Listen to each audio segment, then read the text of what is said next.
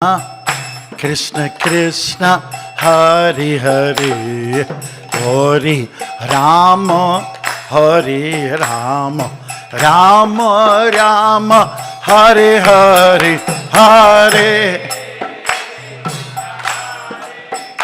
Oh.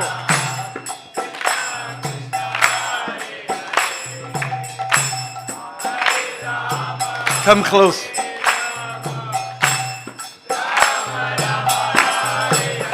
Okay, to the right, to the left, to the right, to the left, to the right. Your right, your left. Everyone together. This way, that way, this way, that way. You're off. Prabhu. Hare Krishna, Hare Krishna, Krishna Krishna, Hare Hare, Hare Rama, Hare Rama, Rama Rama, Hare Hare.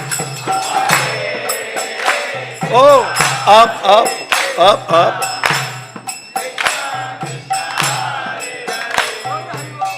Hare Rama, Hare Rama, Rama Rama, Hare Hare. Try this.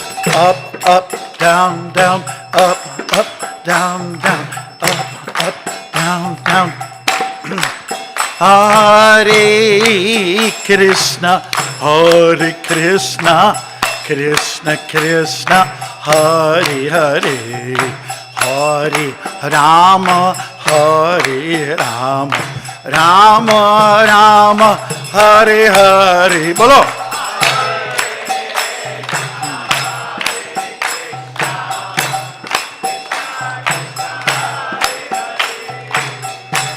Hare Rama.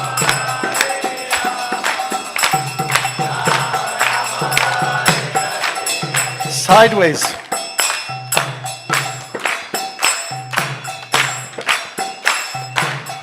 Hare Krishna, Hare Krishna, Krishna Krishna, Hare Hare, Hare Rama, Hare Rama, Rama Rama, Hare Hare. Oh.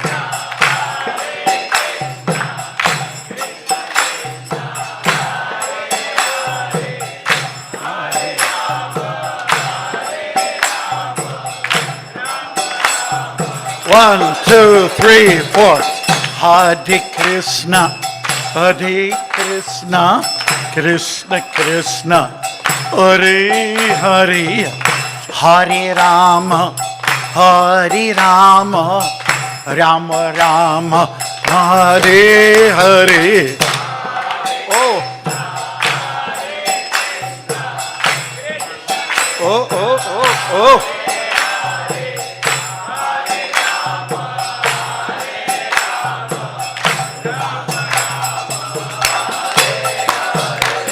Hare Krishna, Hare Krishna, Krishna Krishna, Hare Hare, Hare Rama, Hare Rama, Rama Rama, Hare Hare. Ha!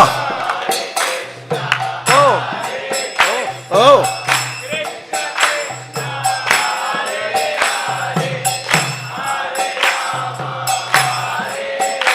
Oh! Rama Rama, Hare Krishna, Hare Krishna, Krishna Krishna, Hare Hare, Hare Rama, Hare Rama, Rama Rama, Hare Hare.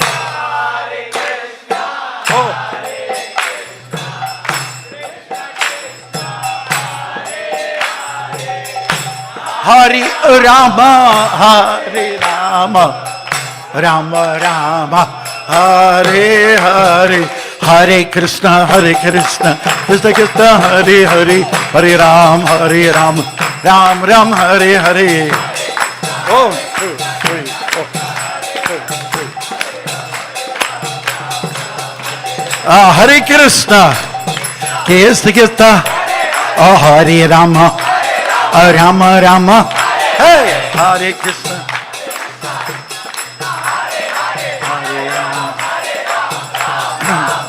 Hare Krishna. Krishna. Hare Rama. Rama Rama. Everyone. Hare Krishna. Hare Krishna. Krishna. Hare Hare. Hare Rama. Hare Krishna. Hare Krishna. Krishna Krishna. Hare Hare. Hare Rama. Hare Rama. Rama Rama. Hare Hare.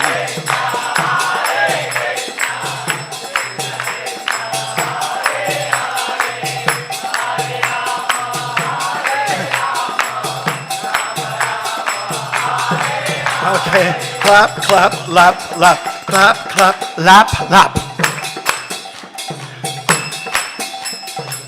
Hare Krishna, Hare Krishna, Krishna Krishna, Hare Hare, Hare Rama, Hare Rama, Rama Rama, Hare Hare.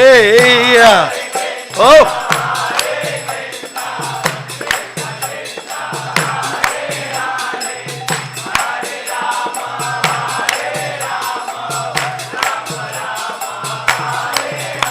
Hare Krishna, Hare Krishna, Krishna Krishna, Hare Hare, Hare Rama, Rama Rama, Hare Hare.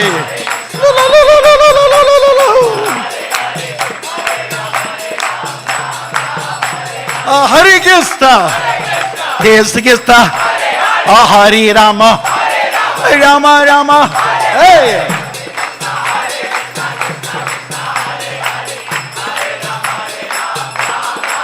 Jaya Prabhupada, Jaya Prabhupada, Prabhupada, Jaya Prabhupada.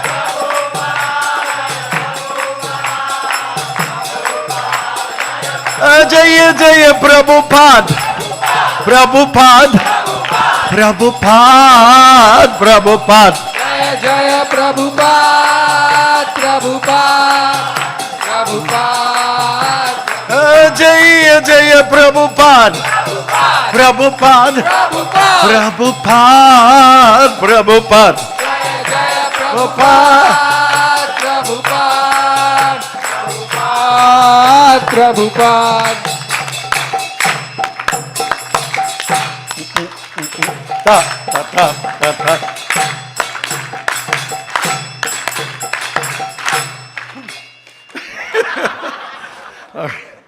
Jayam Vishnupad Paramahansa Pariparajikasarya Sattarasata Sisi with His Divine Grace A.C. Bhakti Swami Prabhupada Ki.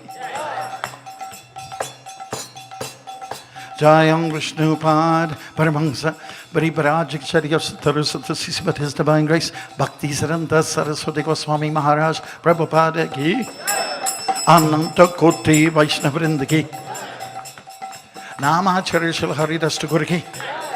Prem se go Sri Krishna Chaitanya Prabhu Nityananda Sri Advaita Gadadhar Shri Gaura Bhakta Vrinda Ki.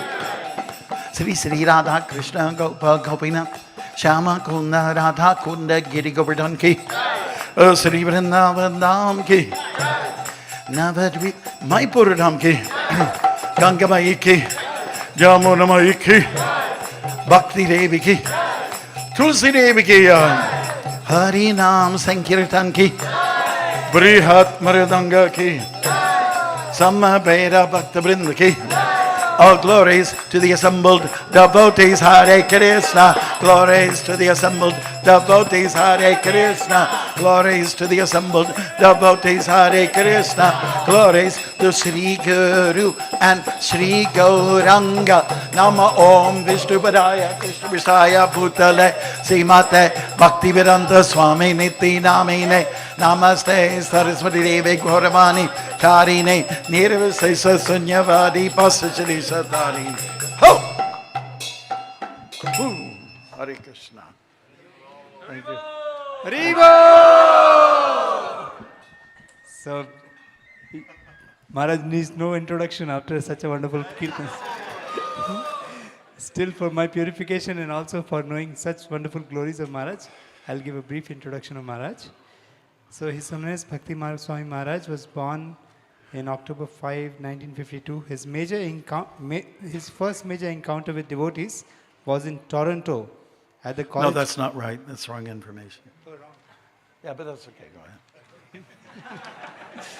At the college campus where he studied fine arts, wrong. he invited them.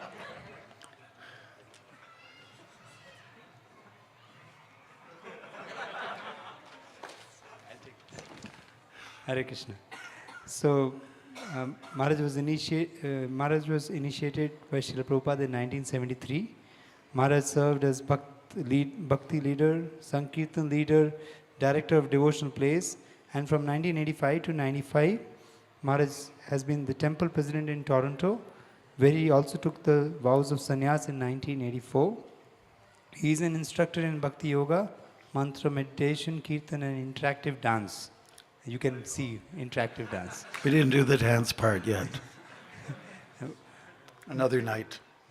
Widely, yeah. Actually, when Maharaj came last time, the entire Tulsi Aarti, Guru Puja, it was like out of the world. Tulsi went through the roof. The whole temple hall was on its toes, So widely known for his passion for performing arts, he has taken an active role in writing and directing morality theatrical productions that are presented all over the world. Productions scripted and directed by him are as follows: the Jagannath story. That's just too much. Okay, so there are many wonderful dramas. Maharaj actually has a initiative on GBC for the GBC Vande. That's old. Vande Arts. Yeah, but that's not. Okay. That's old. It's an old thing. And Maharaj has walked 4 times across the whole Canada. So Maharaj is a walking Swami. So he first walk he had in 1996. In fact, it was filmed in National Film Board of Canada documentary The Longest Road. His pedestrian pastimes also include trekking across Ireland, Fiji Islands, Mauritius, Trinidad, Guyana, Israel, and United States. And now Maharaj is serving as the GBC since 2000, and he has been serving in Canada and Cuba as the GBC. So Maharaj is well known for his dramas and all the cultural programs. So we are very honored that Maharaj is giving us his precious time despite all the busy schedules of the GBC. Let's welcome Maharaj by loudly chanting the Hare Krishna Maha Mantra. Hare Krishna, Hare Krishna, Krishna Krishna, Hare Hare, Hare Rama, Hare Rama, Rama Rama, Hare Hare. Hare Krishna, thank you so much. I was asked to speak about some of the walking experiences I had, and so I'll try to make it interesting and fun. This is a book I wrote. It's called The Saffron Path. It's available on Amazon, and you can also get the e-book, where I'm speaking the whole time. Here's on the back cover: from being stalked by a grizzly bear to being mistaken for an escaped prison inmate, the walking monk braves the elements and adventure across the globe to bring you the tales only trails can tell. Hare Krishna. Okay, Jai. So this book is in honor of Srila Prabhupada, who himself did a lot of walking in the morning, and it kind of started off in New York when Prabhupada was having heart palpitations. And this was at a sort of a long weekend. Devotees were concerned. We're talking about the very early days in the 60s. And they weren't sure what to do for him. He didn't really like to go to the hospital. But finally, Brahmananda brought his family doctor over to where the devotees were, where they had set up camp and where they were chanting and having morning programs and becoming serious about spiritual life.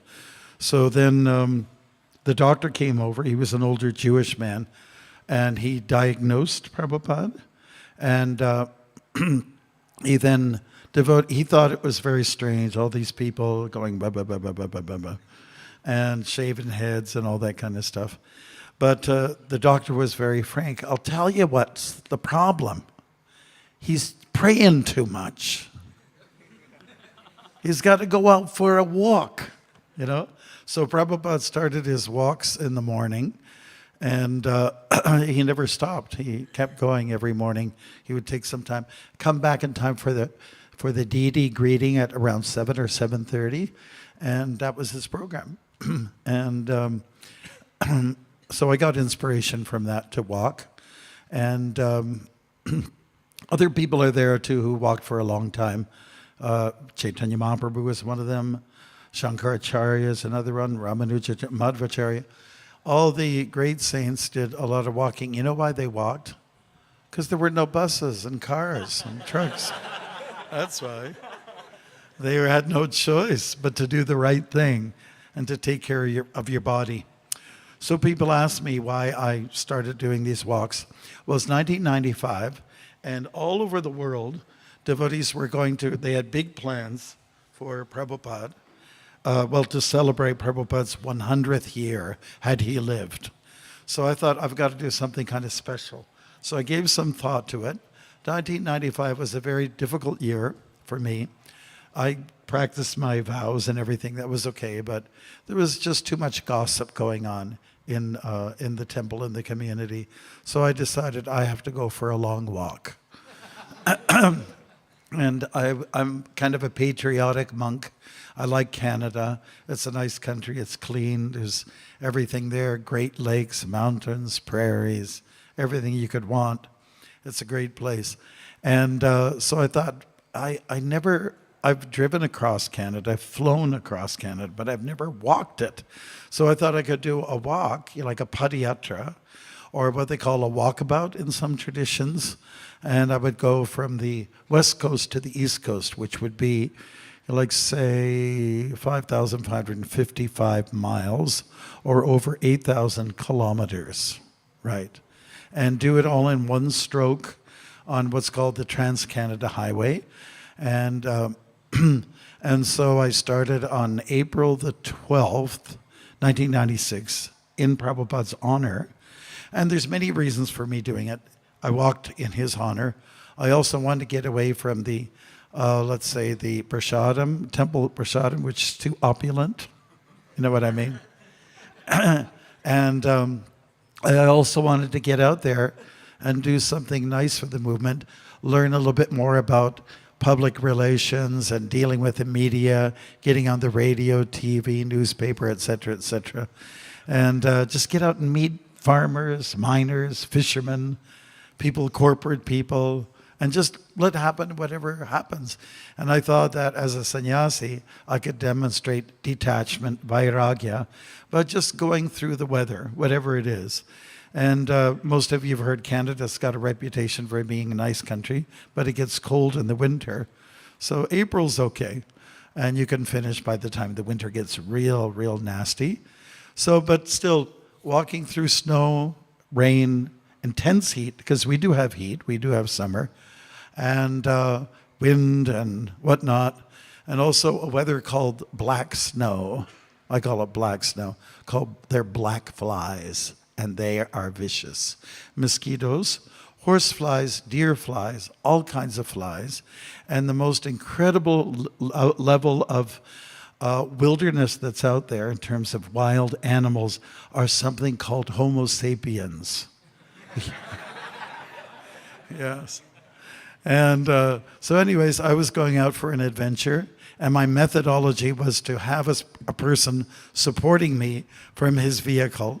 He would drop me off in the morning from where I left off the day before, drive ahead for a bit, check on me once in a while to see if I'm still alive. And then, and he would do a lot of work, take care of the vehicle, maintenance. The first person I had, his name was Dave, and he wasn't very good at cooking. His rotis or chapatis were like crackers. And I tried to tell him, I'm just walking hard all day, like 10 hours, I have to have something good to eat. So I told him, I will look after the cooking. You just do the reading, okay? And so he was also on an anti-salt kick. That means no salt on everything. And I said, Dave, I'm releasing salt every day. I'm, sweating. So I have to put some salt back into my system. Dave also came up with the idea. There's lots of things that are growing on the wayside and the ditches where they're, let's say, veggies. That's what, subgies, wild subgies. So we got to know about them. There's something called cattails. You can see it online. That's one of the most versatile wild vegetable there is. So we would make subgies and with the cattails, and with cheat a little bit, put some alu in there, and put in some hing and some coriander, and make it. Oh, we had the best food, I'm telling you. And wild sweet peas, and there's something called stinging nettle. There's a lot of good stuff out there, and it's for free. You wonder why people go to the grocery store, spend so much on a grocery bill. Have you ever heard of grocery store? Grocery store? Because half of what's there is pretty gross. That's why. All right. So anyways, we had a great time, and we made friends with a lot of the truckers and so on like that. So one of the first incidences that happened was in the Rocky Mountains. And there's one particular place. It's a big hotel where people go. Actually, the tourist season hadn't yet begun. It's April, and mountains don't give much room for warm weather, right? Yeah, so we would, there was someone who had broken and entered into a boutique where they sell knickknacks and all kinds of expensive things as well in the hotel. And the only people that were suspect was myself and Dave.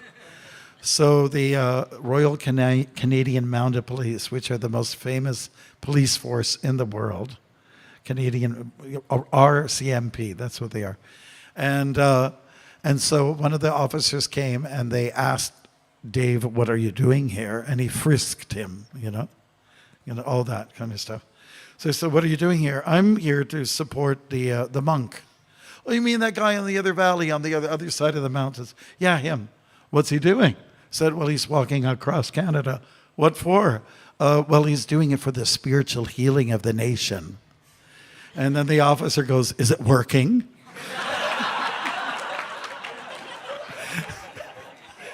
And then Dave goes, well, yeah, so can't you feel it? Yeah, it was funny. So now I finally got to walk through the mountains. It took 1 month. And then I got to a place called the Prairies in Alberta where there's kind of like what they call coulees, like smooth hills, And so now the wind sort of gets at you. And I came to a city called Calgary. And in Calgary, that's where they say refined oil. Alberta's rich with oil. And sometimes when people serve me oily sabji, have you ever had oily sabjis in the HareKrishna movement? I just say, this looks like Alberta to me. Okay, so this taxi cab driver, he's of Indian descent, he pulled over and he said, my name is Bali, and I saw you, you're wearing God's clothes. I'll take you anywhere where you want to go. Where do you want to go? I said, well, I'm actually going to Newfoundland, the 10th province, close to where the Titanic sank. And he said, oh, I can't take you there. I didn't think you could take me there. Anyways, the whole idea is to make friends. And when you go and you meet media people, journalists and so on, they want to do a story. They like a story. There's this Canadian guy, he's a monk, and he's a HareKrishna monk on top of that. And he looks like, in a distance, like a moving traffic cone. And so they ask questions like, why are you doing this? And what's the purpose? And when did you start? When do you plan to finish? And how many pairs of shoes do you think you go through? Those kind of questions, those kind of things. And where do you stay at night? All those kind of things, And I told them, I'm doing this, it's a friend raiser. It's not a fundraiser. So they said, oh, I like that. I'm going to write that in my article. Good. So it was nice to get on the radio. I'll tell you one story. this is when I was in America. I walked the U.S. once, and it's in a small city in a place in Utah. Utah is where they have the desert kind of stars, and they have interesting mountain formations. And it was the International Sunglasses Day. So I remember it very well. I went to a radio show which was booked for me, and they interviewed me. And this was a woman, she was the broadcaster. And I even put in my favorite country western song, because they told me, I asked them, what kind of music do you play here? And the genre was country western. Have you ever heard country western music? The lyrics go something like this. I lost my woman. I lost my dog. I lost my truck. Those kind of things. And so anyways, then the next day, I was at another radio station in the same town, and this was Jessica, was her name. She was the moderator. And she so when she was playing music on the side, so Swami, this is very exciting. How do I say your name? And then she tried to say it. And I showed her a book, Bhagavad Gita, right?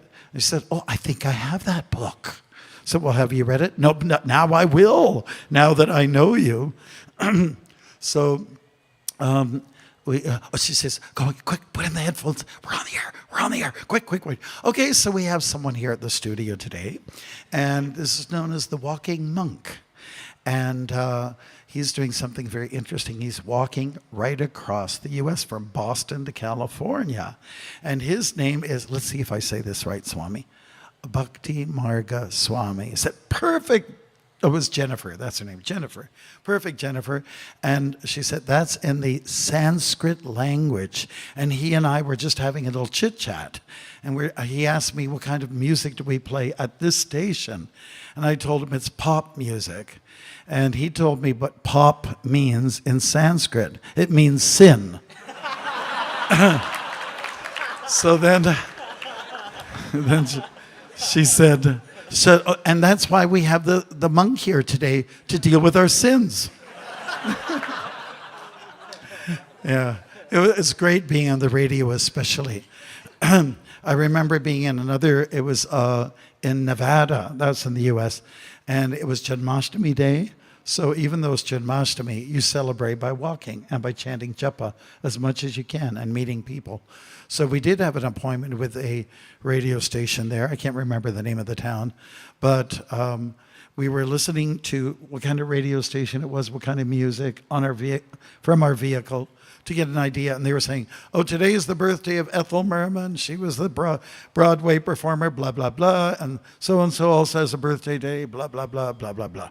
Okay, so then I walk in, and then there's a man and a woman there. It's always a male and a female who are not married to each other, but they share the broadcasting, let's say, responsibility. So they're talking about everything. And then I said, well, today's a very special day for us, our Krishna followers. And today we're celebrating the birth of Krishna. And then the moderator, the guy says, oh, Krishna, who spoke to Arjuna and gave him a pep talk. That kind of thing. And helped him to overcome his difficulties, his idiosyncrasies and so on. Yeah, that's right. So the whole idea is to meet lots of people out there and also to meet interesting individuals. When I was in Northern Ontario, most of you have heard about the Great Lakes. The biggest lake is called Lake Superior, and I think it's 18% of the fresh water in the world is from the Great Lakes on the planet globe, right? So it's my favorite lake. I love it there. And there was an officer who came. He pulled over, a police, and he said, so what's going on? And I said, well, I'm just a monk, and I stole a line from the Gandhi movie. Has anybody ever seen the movie Gandhi? I think it was 1983, 84. Well, there's a line in there where Ben Kingsley, the actor, he's got all these people around him, all Gandhi followers. And then there's a British officer, and he goes like, so what's going on? And Gandhi says, I'm an Indian citizen walking in my own country. Okay? So I stole that line, and the officer asked me, what are you doing? I said, well, I'm a Canadian citizen walking in my own country. And, it's rare for people to see anybody walking, especially in rows, because, as I told you before, I was called a walking traffic cone. I've been called Gandhi, I've been called Jesus, Buddha Boy, Kevin Spacey, who's an actor, and a host of other things. I was called Grasshopper because there was a martial arts character on TV. His name was Grasshopper. And Arrowhead, a number of things. Okay. So anyways, this officer asked what I'm doing. I gave him a brochure. I explained what it's all about. And he asked, has anybody checked you out? And I thought it was not such a nice question. I don't know who started to be kind of nasty, cold. Was it he or me? I don't know. But he asked, has anybody checked you out? I said, you mean as in ID? I said, yeah. Do you have some ID? No, I don't have any ID with me, but it is with my support guy at Pancake Bay Campsite. And so no one checked you out. Okay. No, I'm not doing anything wrong. I'm just walking. Okay. Haribol. Okay, so he drove away. Then he came back 10 minutes later. He said, you sure no one checked you out? And I thought, did he have too much coffee or... was something wrong here? He asked me 3 times, did anyone check me out for walking? I said, no, officer. I felt like an activist. No, officer. No one checked me out. I'm not doing anything wrong out here. I'm just walking with my body, which is what the body is meant for. But if you want to check out people who should be checked out, is those people who are killing the moose by hitting them straight on with a car, or a bear, and causing air pollution and noise pollution. Those are the people you should be checking out. And I walked away with my nose in the air, and I felt so good.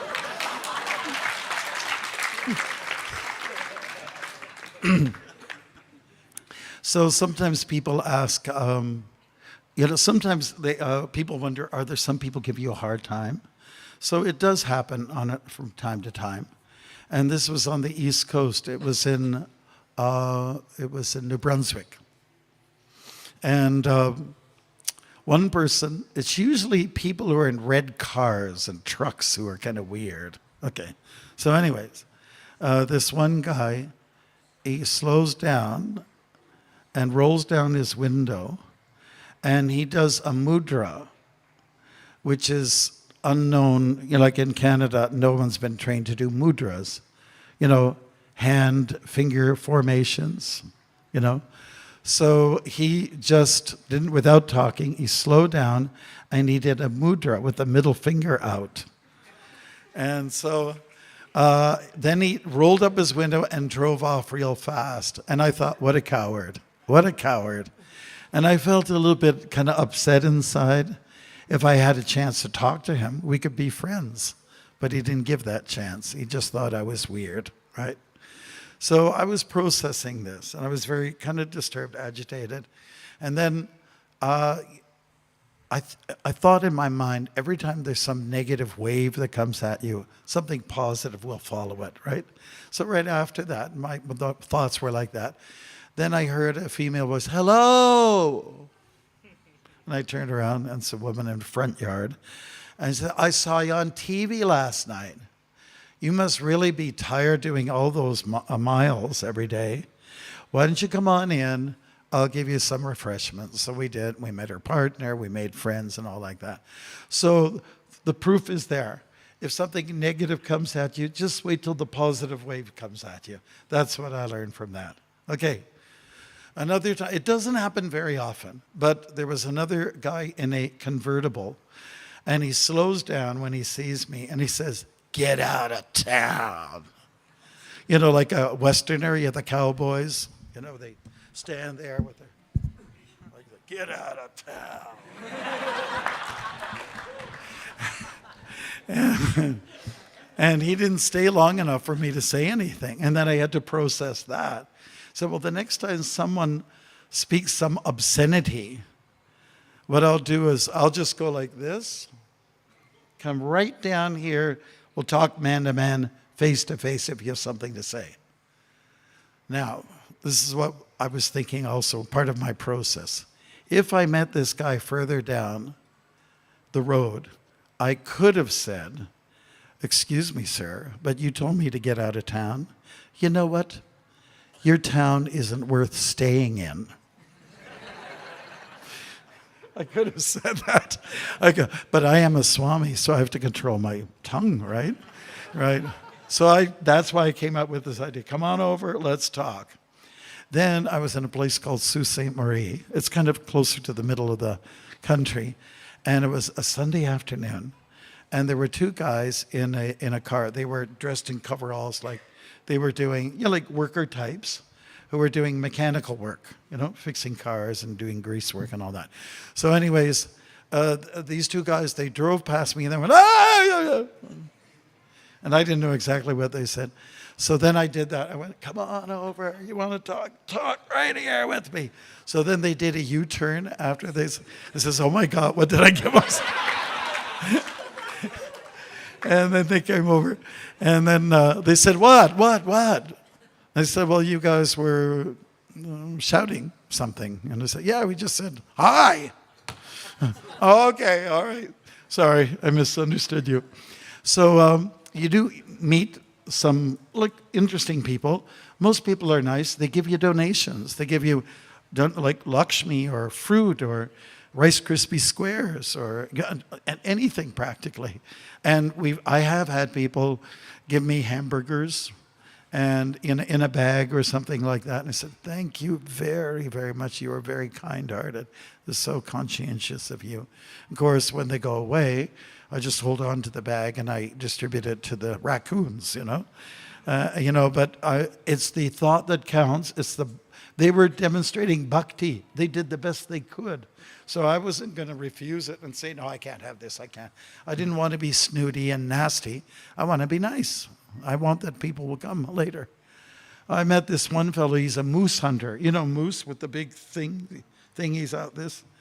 And he stopped, and this is in Northern Ontario.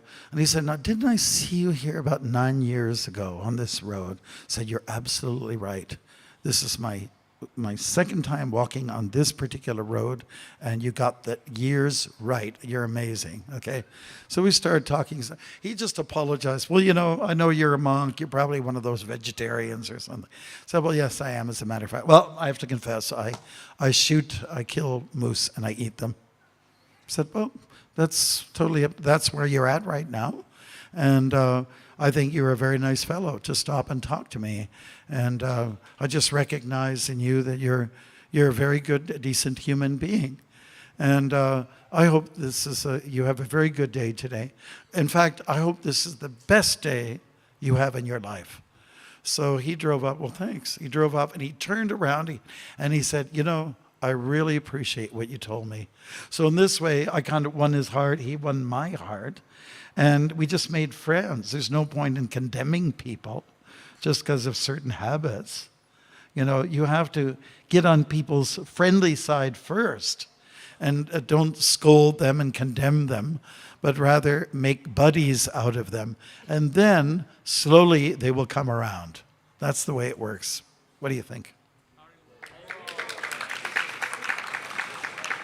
Yeah, so sometimes, people say, "Have you met any wildlife there?" And I said, "Well, yes, as a matter of fact, I have." And it's all written in the book here. But it was the third walk I did across Canada. And I was offering a prayer. I was in the mountains and near a place called Castlegar. And I prayed to Krishna. I thought it was a very sincere prayer. And I said to Krishna, "Please, this is Canada. People know it to be a place of bears. I'm on my third walk across Canada. It takes 6 to 7 months to do. And I haven't seen one living bear on any of these walks. So it'd be nice if I could see you in the form of a bear avatar. It'd just be nice, from a distance." Okay. So then 20 minutes later, my support person catches up to me. And our habit was he'd drive 5 kilometers ahead. I'd catch up to him. He would walk back to me. We get to the vehicle, and then he drives ahead. That's how our day would start. So then we were together, and just you know, Garuda Vahan is his name, and he loves to talk. You can't get him to stop. And I had to tell him something. I got to chant my japa right now. I got to get my 16 rounds done. Okay. So anyways, he's talking, and we're both walking. And then coming around the corner of a big mountain was this, looked like an ape, like a gorilla with a big hump. And I saw Garuda. I said to Garuda, what's that?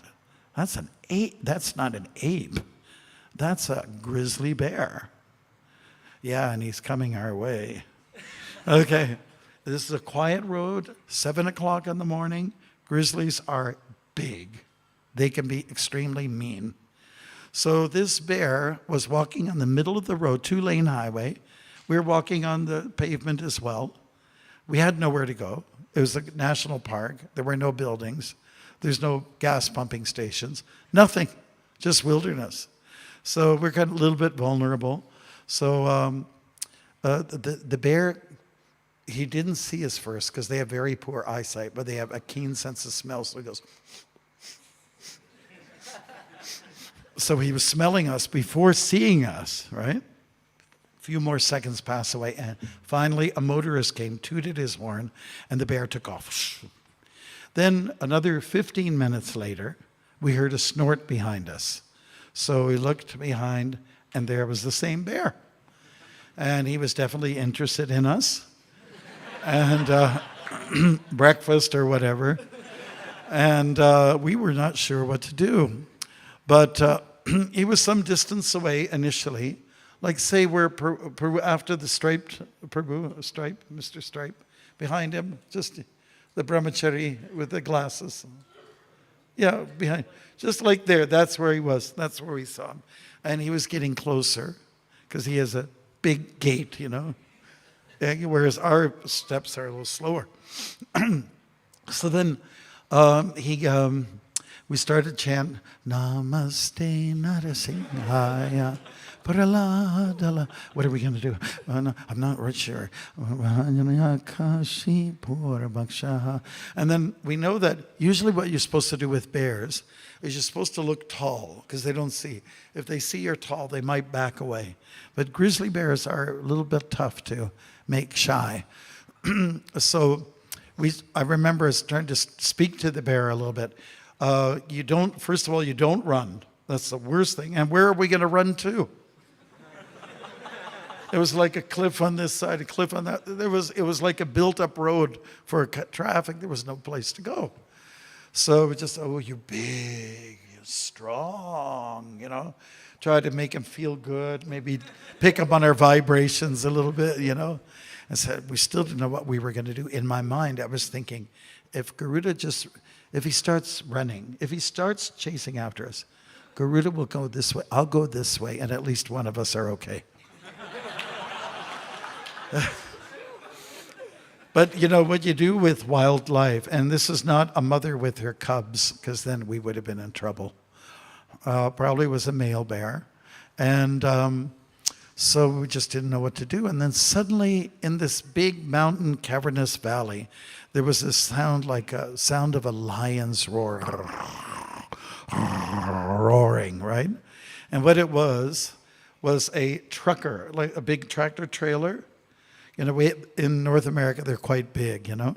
Sometimes they get 18-wheelers, you know. So in any case, he's trying to ascend the mountain, the highway, you know. And he's fixing the... So everything was like an echo. And we could understand, Garuda and I, what was going on, but the bear didn't know what was going on. He kept walking, what is that? What is that sound? So that little truck way down in the bottom of the valley started to get bigger and bigger and bigger and bigger and bigger and bigger. And then finally the bear could feel the vibrations, you know, on his paws, you know, that the earth was shaking because of the truck. So he looked down, choo, he took off, and we were saved. Hare Krishna. The moral of the story is you have to watch what you pray for. Yeah. And there's another bear story. and I'll be quick on this, Northern Ontario.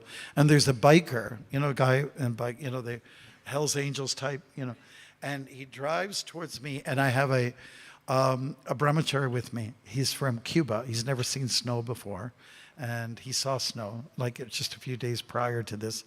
So he stopped, and this guy stopped in front of us, metal helmet and black leather jacket, beard and everything.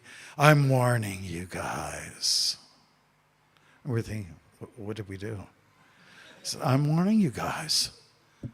I was back there, and this bear right behind me. I was going at high speed, and the bear stuck right with me. So I'm warning you guys, you're walking into that bear country there. So I said, oh, well, thanks a lot. Really appreciate it. So we kept walking and walking. Hare Krishna, Krishna Krishna, Hare Hare, Hare Rama, Rama Hare Hare. And then Giovanni, it was his name, said, Maharaj, look at this. There's the bear. So the bear's in the depressed area, like the ditch on the side of the road, and munching on wild strawberries, like this. You're going to make the noise if you like. Very loud. You got it. You could be a bear. Okay. So then what happened? What happened was, at that point, we just stood there. We were up on a little higher level, so the bear, I think, got a little intimidated, and the bear goes,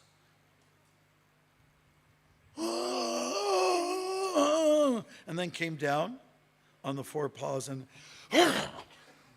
so, let's go now. We did, and that was it. Apparently, she had 3 cubs on the other side of the road, and it's a mother, and they're very protective. So you do have to watch for the wilderness. We have mountain lions up in those countries and those areas, and I think they're the worst to worry about. But as I mentioned, human beings are pretty interesting. When I walked through America, I was in a place called, it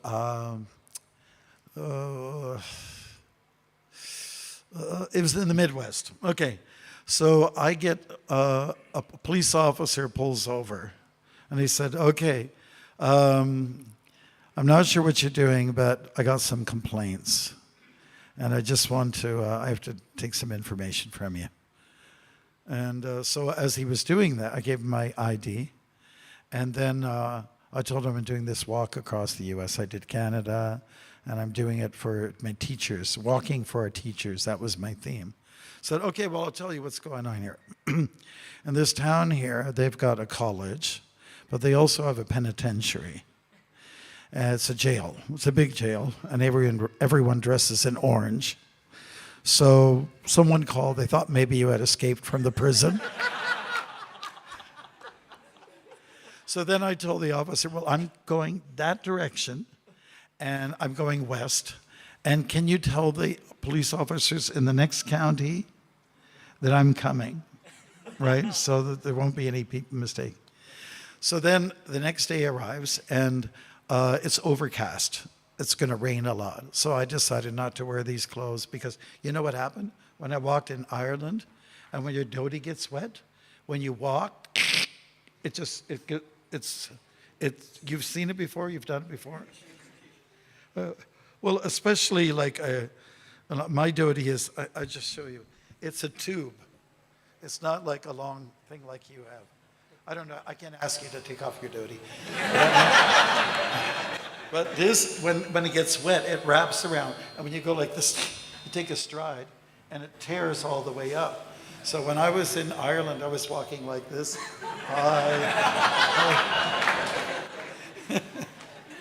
Yeah. So that day I decided I'll wear sweatpants and t-shirt, just to be practical. So then that day, an officer from the next county pulls over. Hi, how's it going? He says, I'm doing just fine. You're the guy that's walking, right? I said, yes, I am. And I said, well, I got a complaint. And what is that complaint? I asked him. And he said, I got a complaint that you're walking. And is it against the law to walk? I said, no. No, it's not. Just I'll let you understand. Where you walked yesterday, there was a big prison there, right? Where you're walking today, there's an asylum. And so if you're walking along the road, people think maybe you escaped from the asylum. So I just want to tell you, just be careful. That's all. Very well. Yes. So it's interesting. There's a lot of pain that goes along with it. And in fact, I had to change my knees. I've got bionic knees now. And, I had to go to the hospital to get them replaced because I was starting to limp. I was wearing down the cartilage. And so what they do is I went to the hospital. It's called Mount Sinai in Toronto.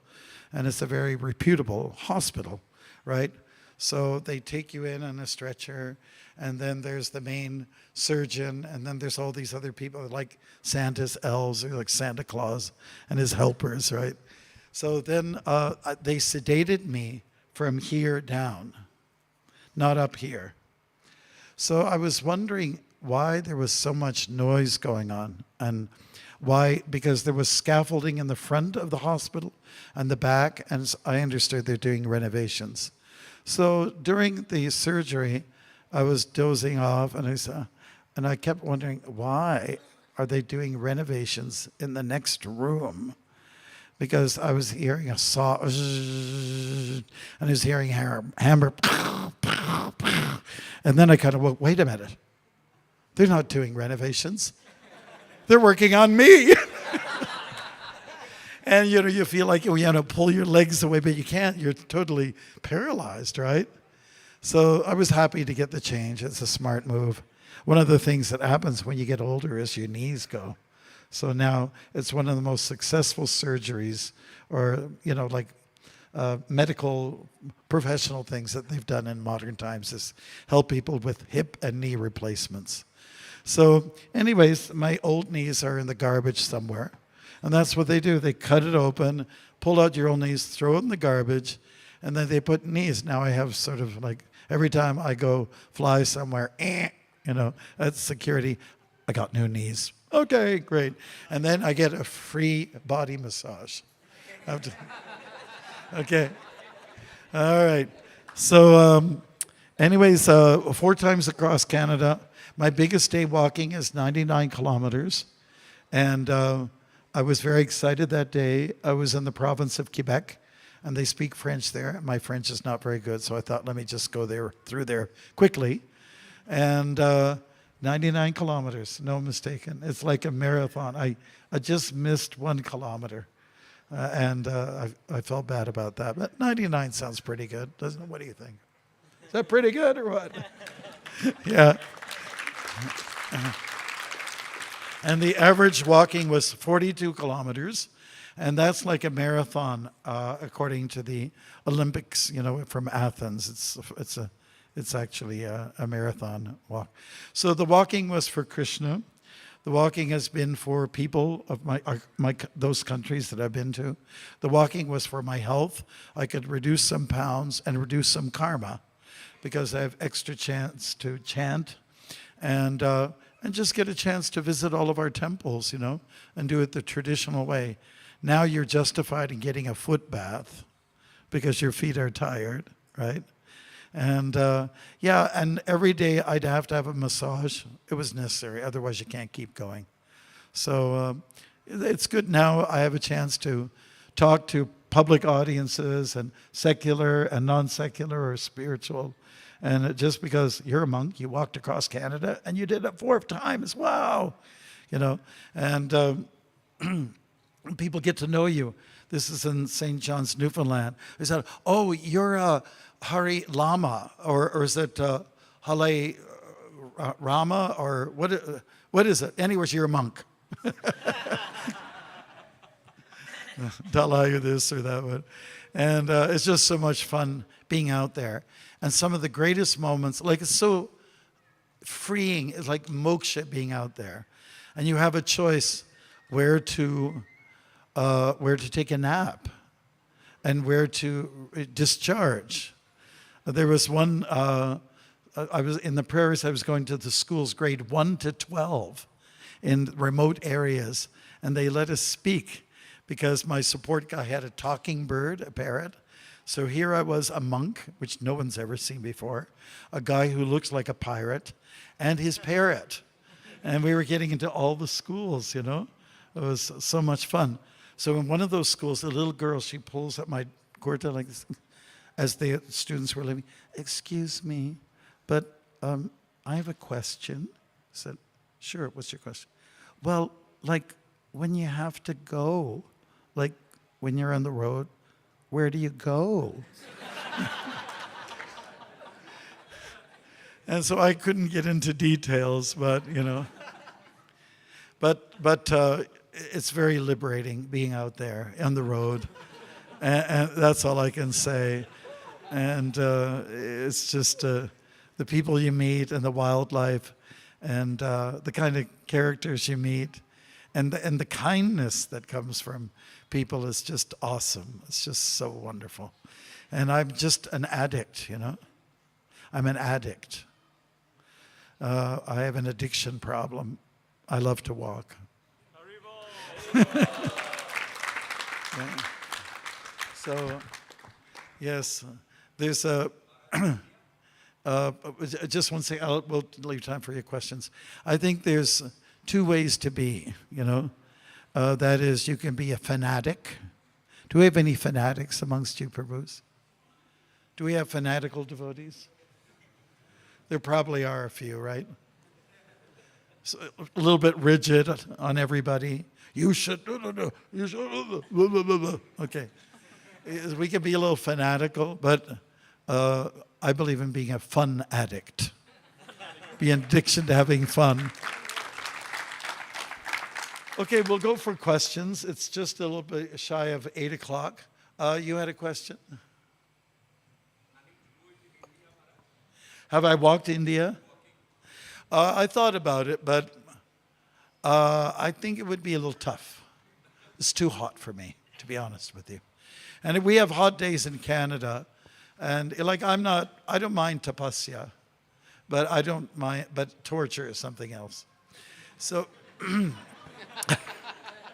sorry, I love India, but I don't like the dust, and I don't like the traffic, and I don't like the noise, and I don't like the garbage. I was just in France for a few days, and it's so clean, you know, in the countryside. But in India, I'm just telling your generation, you got to do something about the garbage. Do something about the garbage. It's an embarrassment, right? So, I mean, I've thought about it, but I'll do some other countries first. I hope you won't hate me. I love India, but I mentioned a few things that I don't like about India. Yeah, good.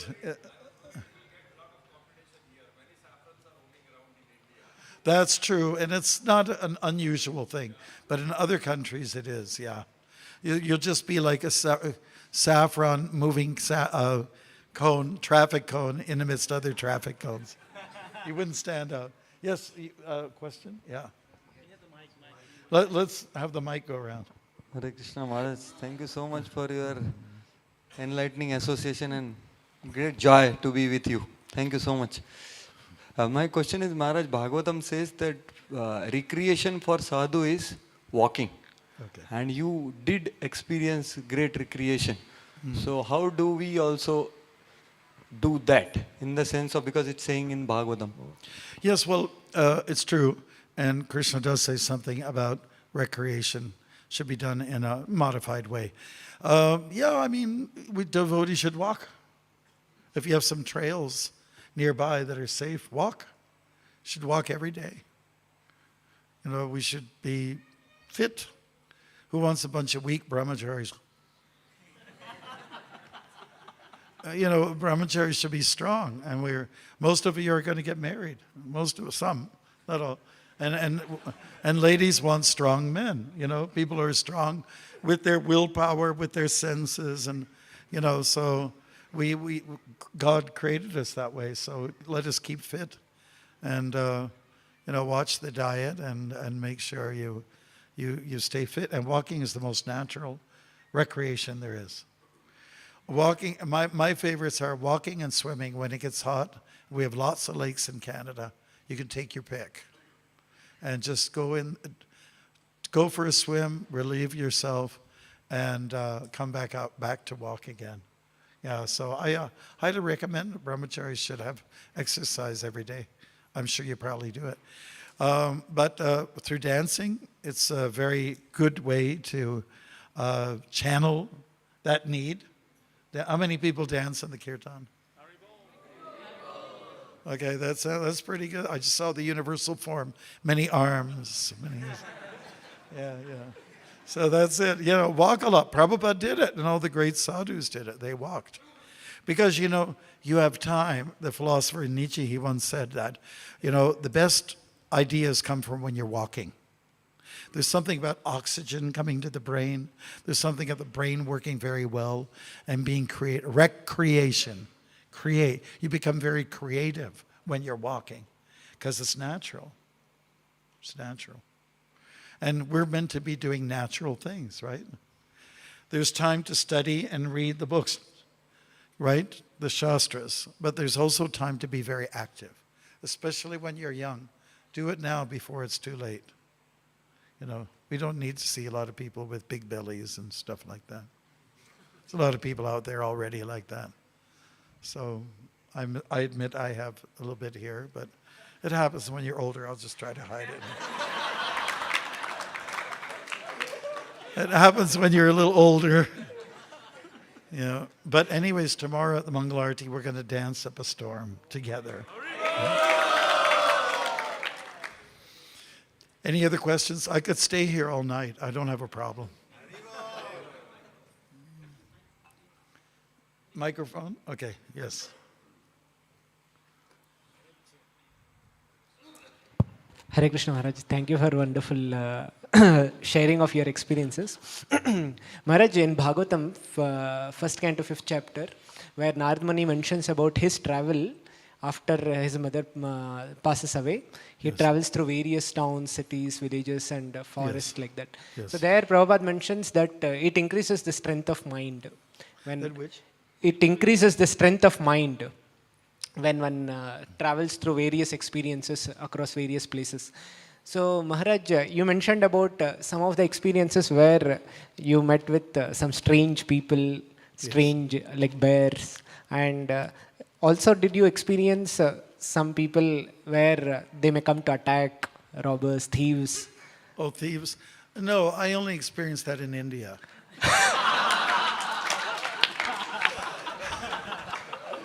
Only in the beach at Jagannath Puri in the middle of the night. Yeah. No, I didn't experience. One thing is that you build up so much self-confidence when you're walking. It makes you very robust, very strong. And Krishna's right there with you. It doesn't mean that you won't meet some strange characters, but you just build up confidence, that Krishna's with you. He is with you. As Paramatma, he's there, And so I didn't have much fear. I went through some interesting neighborhoods, especially in America. Wow. Like I was in one place called Gary, Indiana, and it's next to Chicago. And that's where Michael Jackson's from. Everybody knows Michael Jackson? Yeah? Yes. Oh, shame on you. Anyways, no, I'm okay. He was a nice person. He was a good soul. And so I went through that downtown. It was so like falling apart. I remember the street traffic lights on an angle like this. I remember boarded up buildings. And I noted a lot of people were walking, because in North America, people don't walk so much. They're in a car. It's a car culture, right? So in this place, there were a lot of people walking. And I met a fellow there in front of the barber shop. And his name was Tom. I said, Tom, how are you doing? He introduced himself. I said, I just had a question. Why are so many people walking the streets here?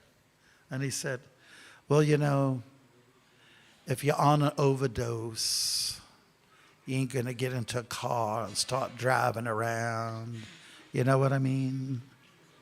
Okay, so it's just that people are so drugged up, so intoxicated, that they're not fit to be in a car. And a lot of those people are not fit to pay bills or to buy a car. And that's, I kind of felt at home. Well, there's a lot of people walking here. I'm kind of like them. And I get inspired by people who are kind of austere, you know. But anyways, that's about the strangest that it ever got. Yeah, most definitely. You know, perhaps the fear sort of comes from when you hear a pack of coyotes, ooh, like in the early morning, and there's a whole bunch of them, and you can't see them. You just hear them, because it's kind of like that dawn period, that magical hour you can't see very well. And then after they're done their Mangalarti, then there's another group on the other side of the road doing the same, answering. And that's when my hairs stand on end. Woo. Even though there's not much to worry about. Yeah. You do have to know how to deal with the wildlife. You have to be kind of like animal smart. You know, whether it's a cougar or a bear or a wolf. And you just have to know how to deal with these creatures, you know, and be a little bit informed. So when you've got the Mahamantra always with you, Krishna's with you, and you're on a road most of the time, there's always going to be some kind of help. Is that okay? All right. Anybody else? Yes, we have somebody over here. Hare Yeah. Krishna Maharaj, Oh, yeah. how was the prasad arranged? Did you make some arrangement or you took whatever? Prashad, well, you see, my support person would usually arrange that. We'd make wraps. It's like a tortilla, and you want to know what it is? Put hummus in it. Not Hamas. Hummus. And you put some peppers in it, some cherry tomatoes. You might put some cream cheese in there. Put a little hing in there, a little black salt, some sprouts, roll it up, and mamma mia. That's wonderful. Just 2 of those, fair-sized, will keep you going. And it brings in the salts you need. It's kind of light, it's colorful, gets you quite excited, you know. And then in the evening, we usually do some khichdi or some pasta. And sometimes people invite us into their homes. People are nice. Thank you. Yes.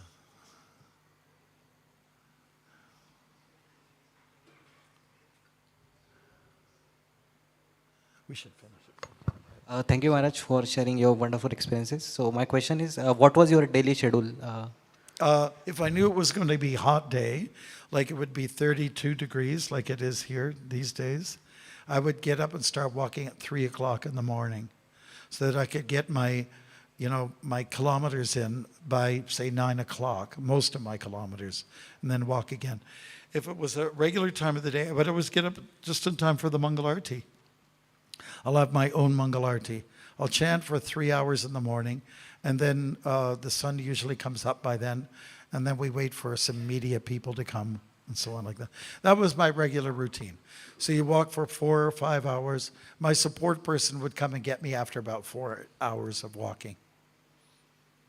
And that was our program. Just keep going. And there's some beautiful songs you can sing with walking that keeps you going. Bhajans. Anything else? Yes.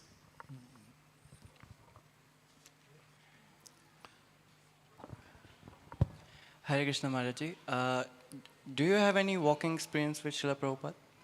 I did walk with him in Toronto one day in the morning. I did walk with him in Atlanta. That's the first time I met him.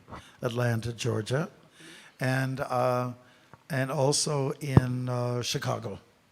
So in Atlanta, Georgia, it was a cold day. It was February. And it was the day of Bhakti Siddhanta's appearance. And it was around that time. Prabhupada was walking and everyone would be listening to him.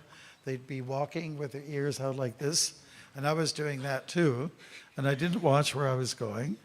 And there's this massive pole, like light, for the light of the...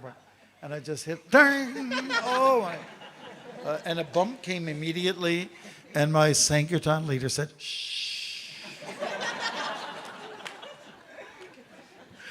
And then we were in Chicago, and there was a cyclist who came by. Prabhupada was walking with Satsvarup Maharaj, Brahmananda, Vishnujan Swami, and a few others. And it was the park by Lake Michigan. And this cyclist came by, and he stopped right in front of me. So that's why I remember it very well. He says, excuse me. He stopped his bike.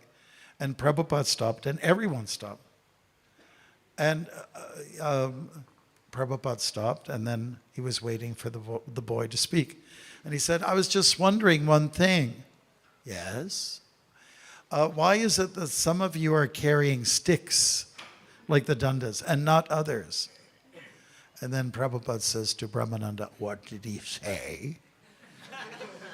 And then Brahmananda said, he wants to know why we have the Dandas, Prabhupada, why we have the sticks. And then Prabhupada said, tell him we have them to shoo away the dogs.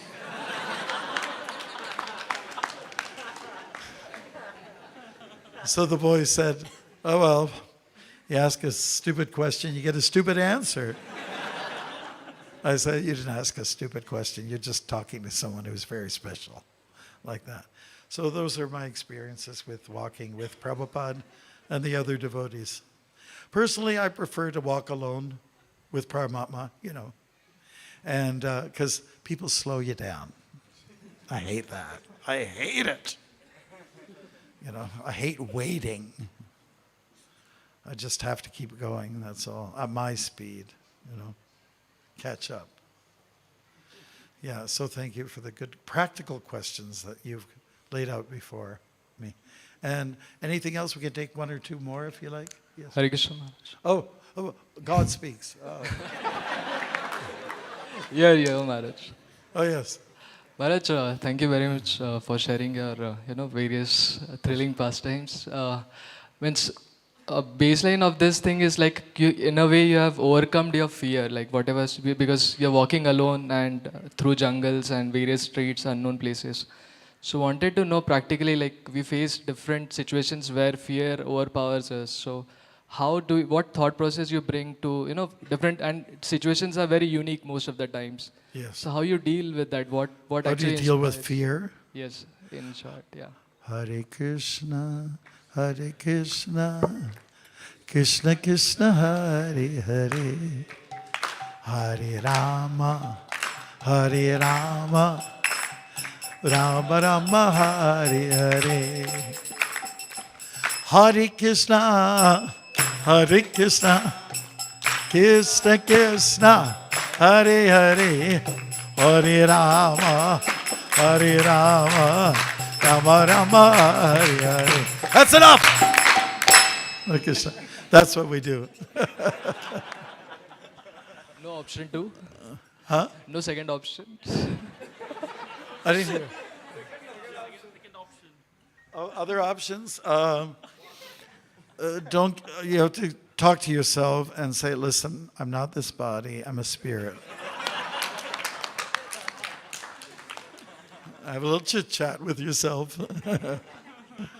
Yeah, good. And we have one more person with Prabhu over there. Hare Krishna Maharaj. My question is about, you said I am not a fun addict, not fanatic. Yeah. And you did mention many experiences where you are able to connect with people in a very friendly manner, Yes. accepting their well-wishing emotions than the Yes. things they are giving. Yeah. So as we are going ahead in this Kali Yuga, there are some things like Chat GPT coming up, Chat. Chat GPT, there is something... artificial intelligence, some tools. Oh, what about artificial intelligence? Yeah, what about it? Yeah, so Maharaj, my question is, Maharaj, that as you are able to be so personal with anyone you meet, right? means you are able to connect with them, make friends We with try, them. yeah.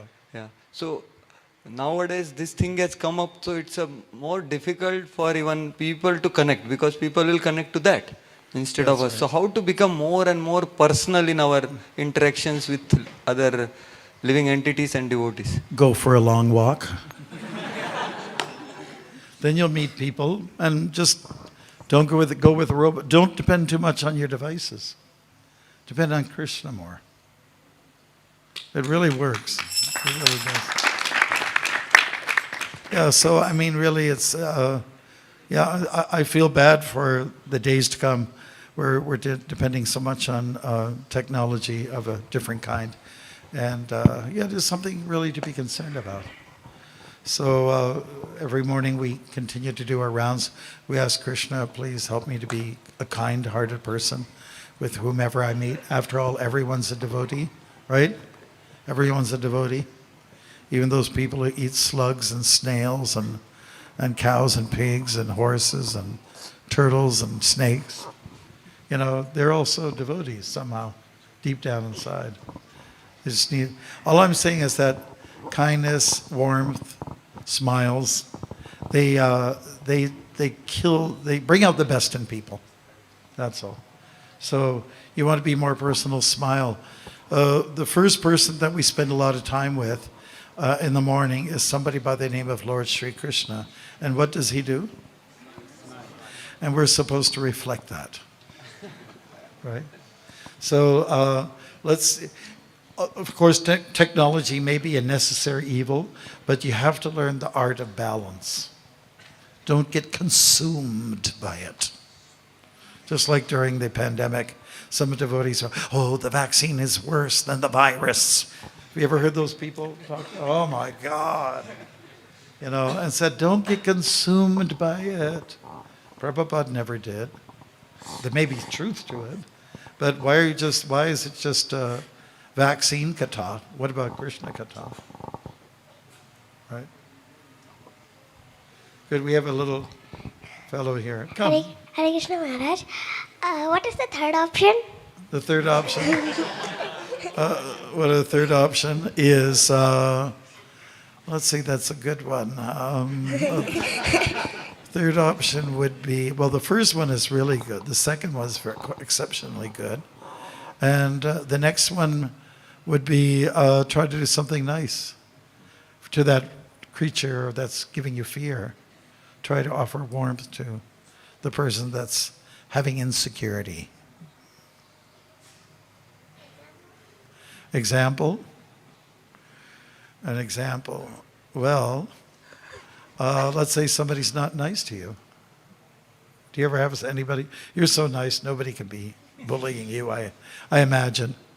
If somebody's not nice to you, that doesn't mean you have to be not nice to them. Show them kindness. Give them a gift. Throw them a samosa. Do we have another one there? Another little munchkin who wants? Okay, I guess that's pretty much it because it's getting kind of late. Okay, so listen, I want to thank you very much. Let's do a little bit of facial yoga, okay? So what you do here is just, first of all, look terrible. Look like you just got run over by a truck. Now you can't smile. You have to look terrible. Okay. You raise your arms. You get the palms together. Clasp them together. Lower the two palms and put your thumbs on the forehead. Now you ski slope those two thumbs off your nose and land on your lips. Fan open your hands like this. Stretch your thumbs out and turn upwards like this. And then what do you have? A smile.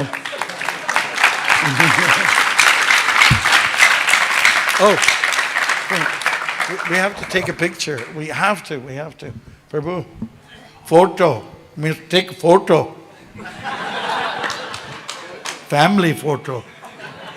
So we do have the book. I don't have any for sale, but it's called The Saffron Path.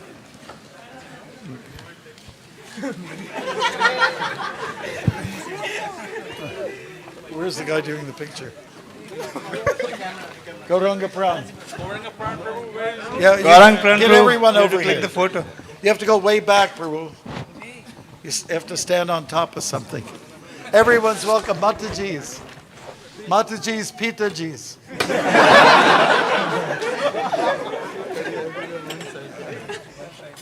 Now don't put up your hands because you'll block someone's face. Simply smile and say Hare Krishna like you're a Latino person. Hare Krishna.